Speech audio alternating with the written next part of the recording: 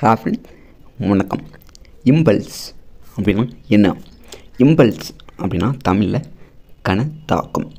கணத்தாக்கம் அதாவது நம்ம ஒரு சோத்தை குத்துனா நம்ம கை வலிக்கல, ஸோ அது ஒரு கணதாக்கம். ஓகேவா? இங்கே பாருங்கள்.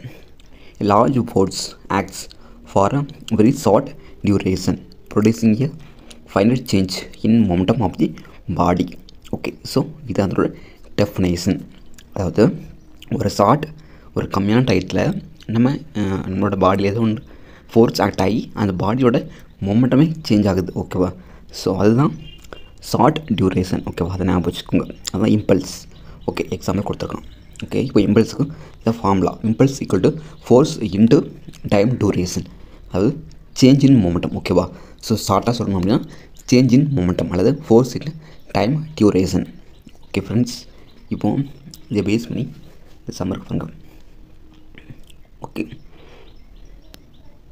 இந்த டெஃபினேஷன் அதை எதை கொடுத்துருக்கோம் கேமே. ஓகே, அதான் பாருங்கள். எக்ஸாம்பிள் 4.4 பாருங்கள். A batsman hits back ball straight in the direction of the bowler without changing its initial speed of 12 meter per second.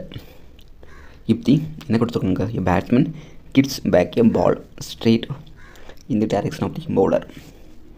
அதான் ஒரு பவுலர் வந்து பால் பவுல் பண்ணுறாரு, அங்கே பேட்ஸ்மேன் வந்து திரும்ப அடிச்சு விட்றாரு அப்படி ஸ்ட்ரைட்டாக. ஓகேவா? எந்த ஒரு அந்த இனிஷியல் ஸ்பீட் இங்கே என்ன ஸ்பீட் போச்சோ அதே ஸ்பீடில் பால் திரும்பியே வருதுன்னு சொல்லுங்க. ஓகேவா? ஸோ அதான் ஸ்பீட் மாறாமல் அப்படியே. ஒரு வேளை இஃப் மாஸ் ஆஃப் பால், அந்த பால் போகத்தில் அந்த பாலோட மாஸ் வந்து 0.15 kg. என்ன கேட்டிருக்கான்? Determine the impulse. ஓகேவா? Impacted to the ball. Impulse அப்படின்னா கணத்தாக்கம்.